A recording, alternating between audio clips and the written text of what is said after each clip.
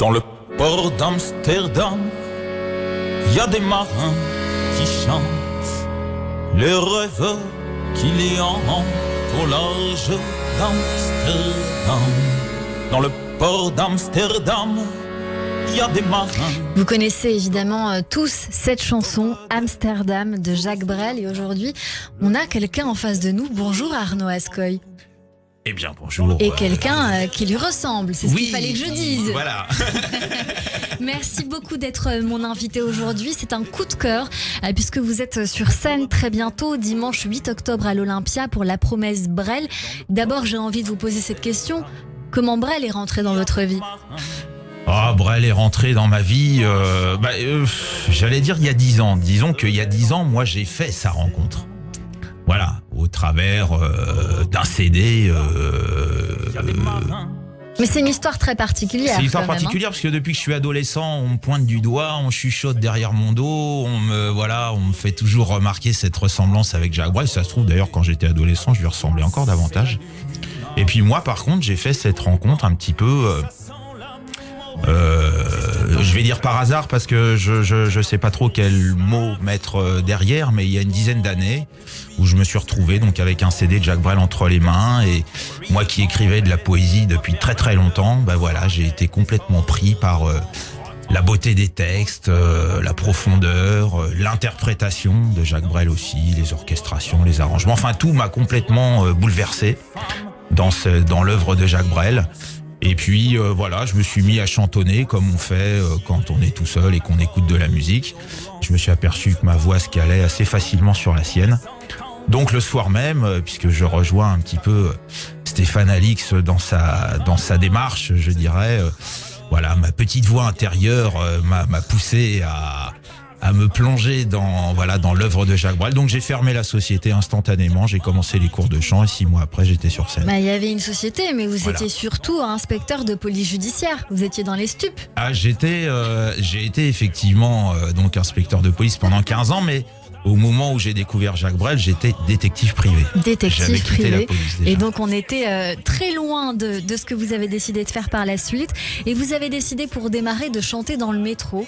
C'est une excellente idée. J'avais fait un sujet là-dessus et je trouve que c'est assez extraordinaire. Il y a des pépites dans le métro. D'ailleurs, beaucoup de gens qui sont venus ici en coup de cœur, je les ai découverts dans le métro. Et vous avez décidé de chanter Brel. Et qu'est-ce qui s'est passé ? En fait, j'ai pas tout à fait commencé par le métro. J'ai effectivement chanté dans le métro, mais je dirais que mon petit challenge à un moment, quand j'ai eu peut-être une dizaine de chansons à mon répertoire et puis je commençais à avoir une petite technique vocale, je me suis acheté un petit ampli, un petit micro et j'ai commencé à chanter dans la rue, en bas de la rue Mouffetard. Et là, je me suis dit, les gens, ils sont pas là pour toi. Donc, s'ils s'arrêtent, tant mieux. S'ils te complimentent, tant mieux. Si ça fonctionne pas bien, on arrête. Voilà, parce que j'ai des enfants, j'ai des responsabilités familiales et je voulais pas faire n'importe quoi non plus. Et ça a bien fonctionné quasiment tout de suite. Les gens se demandaient même ce que je faisais dans la rue d'ailleurs. Ils me disaient, mais vous êtes un professionnel, vous venez vous amuser dans la rue, là, qu'est-ce que c'est que ça ? Et puis ça a fonctionné. Je repartais avec mon petit bol, avec mes petits 80 € en général, en 1 heure.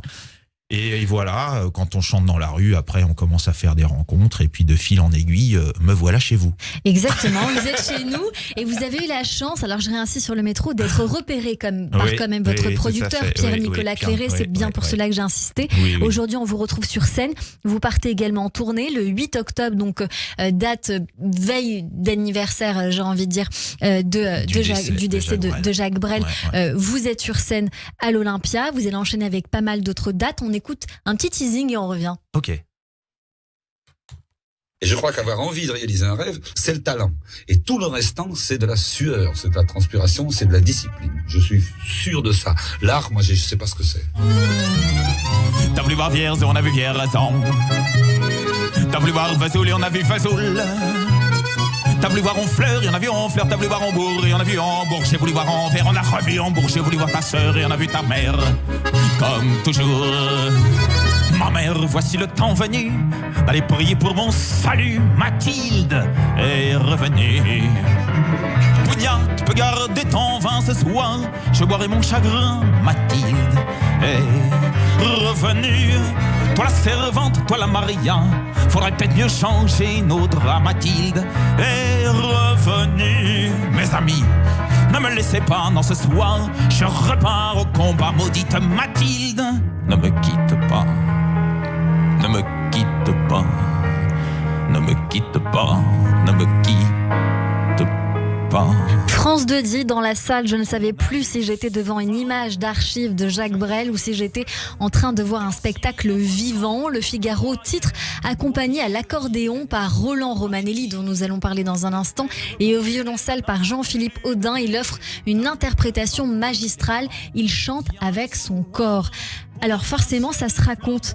Qui est ce monsieur Romanelli ? C'est-à-dire que quand j'ai rencontré Pierre-Nicolas Clairet, c'est plutôt lui qui m'a rencontré dans le métro d'ailleurs, mais bon, on a convenu d'un rendez-vous dans ses bureaux et au terme de ce premier entretien, il m'a dit c'est quoi ton rêve ? Voilà, donc je lui ai répondu moi mon rêve c'est de refaire le dernier Olympia de Brel à l'Olympia. Et là il m'a tendu la main et il m'a dit écoute, je vais tout faire pour t'emmener jusqu'à l'Olympia et pour ça, je vais t'entourer de ce qui se fait de mieux. Et au niveau du piano et de l'accordéon, ce qui se fait de mieux dans ce domaine-là, c'est Roland Romanelli, qui a accompagné la chanteuse Barbara pendant plus de 20 ans, qui a vécu avec elle aussi pendant plusieurs années. Et donc voilà, j'ai la chance d'avoir Roland Romanelli à mes côtés, qui a donc réarrangé les 17 ou 18 titres de Jacques Brel. Et puis au violoncelle, c'est Jean-Philippe Audin, qui est juste magistral, c'est un virtuose. Il avait été d'ailleurs numéro 1 au top 50 dans les années 90 avec le duo Ocarina, avec la flûte de Pan. Je sais pas si vous vous souvenez. Voilà, il y avait une flûte de Pan, un violoncelle, c'était Jean-Philippe Audin. Voilà, il sait tout faire avec son violoncelle. Cher Arnaud, Ascoy, ça s'explique aussi. Pourquoi Ascoy ? Ascoy, c'était le nom du bateau de Jacques Brel, avec lequel il est allé jusqu'aux îles Marquises, qu'il a revendu une fois arrivé là-bas. Et ce bateau est passé de main en main. Il a fini échoué sur les côtes de la Nouvelle-Zélande. Pourquoi je précise ça ? Parce qu'il est en rénovation depuis une quinzaine d'années et il reprend la mer l'année prochaine. C'était l'un des plus beaux yachts du monde dans les années 60, c'est pour ça que j'insiste un peu. Donc moi je suis bien entendu de très près le projet puisque j'ai fait plusieurs concerts bénévoles au pied du bateau pour ramener un petit peu de sous pour réparer tout ça. Cher Arnaud, nous sommes 45 ans après la mort de Jacques Brel, 25 millions d'albums vendus. Le vôtre aujourd'hui, La Promesse Brel, c'est un live que vous mettez sur CD, qu'on peut se procurer, j'imagine, sur les plateformes, j'imagine qu'il y est, mais aussi en physique, puisque je l'ai dans les mains, donc on peut se le procurer dans les magasins. Vous serez en tournée, donc je le répète, le 8 octobre à Paris à l'Olympia, puis vous allez enchaîner le 14 à Élancourt, et puis au mois de novembre, vous serez à Livry-Gargan, à Rennes, à Loudéac, à Pau, Dunkerque, Liège, et puis d'autres dates également vont suivre, et d'autres dates l'année prochaine. Qu'est-ce qu'on peut vous souhaiter ? En fait, on a fait une cinquantaine de dates à Paris. Là, on clôture une cinquantaine de dates en province aussi. Donc cet Olympia, il vient justement clôturer un petit peu cette première partie de tournée. Et puis on repart donc après avec cette fois encore la France. Mais ce coup-ci, on va un petit peu en Belgique, on va un petit peu en Suisse et on est en discussion pour le Canada. Donc ce qu'on peut me souhaiter, c'est d'aller en Israël, dans les pays du Maghreb, au Japon, partout où on aime Jacques Brel. En Israël, on peut essayer de se débrouiller pour Israël.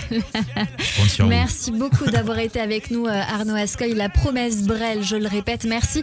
Et puis j'ai envie de terminer avec une petite citation faite dans la presse où on dit qu'en effet, vous êtes les traits, le débit, la signature vocale, la ressemblance avec Brel est frappante. Télérama dit ça, et quand c'est Télérama, ça vaut les 4 T. Évidemment. Merci beaucoup Arnaud d'être venu nous voir, et puis une très belle continuité évidemment en refaisant vivre Brel pour nous faire plaisir, un petit peu de musique, et puis on passe à la suite de cette émission. Merci encore. Merci beaucoup en tout cas. Ma mère, voici le temps venu d'aller prier pour mon salut. Mathilde est revenue. Pounia, tu peux garder ton vin ce soir, je boirai mon chagrin. Mathilde est revenue. Toi la servante, toi la Maria, faudrait peut-être mieux changer nos draps. Mathilde est revenue. Mes amis, Ne me laissez pas dans ce soir, je repars au combat, maudite Mathilde, puisque te v'là.